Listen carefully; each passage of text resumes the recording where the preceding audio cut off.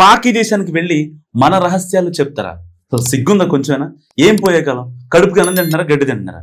So called YouTubers ఏం చేస్తారంటే ఒక మాట చెప్తా. హలో గైస్, సరదాగా పాకిస్తాన్ చూద్దామా? అక్కడి వాళ్ళు భారతీయుల గురించి ఏమనుకుంటున్నారు, ఎలాంటి అభిప్రాయంతో ఉంటారో చూద్దామా అంటారు. వీళ్ళ మొహం పాకిస్తాన్ ఐఎస్తో మాట్లాడడానికి ఇది వంక, దేశ రహస్యాలను నేరుగా చేరవేయడానికి ఇది ఒక అడ్డదారి. తెలిసిన ప్రదేశాలనే సరికొత్తగా చూపిస్తా ఉంటారు. అదంతా పైకే. వాళ్ళ అసలు కుట్ర మాత్రం పాకిస్తాన్ ఐఎస్ఐతో నేరుగా మాట్లాడడం.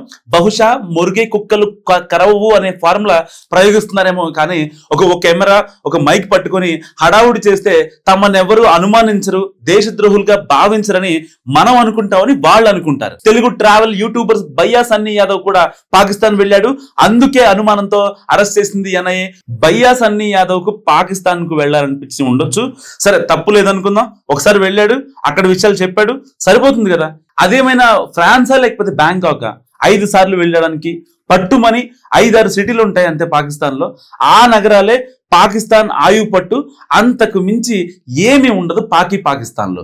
అయినా వెళ్ళాడంటే ఏదో పక్కా ప్లాన్ ఉందని అనిపిస్తుంది.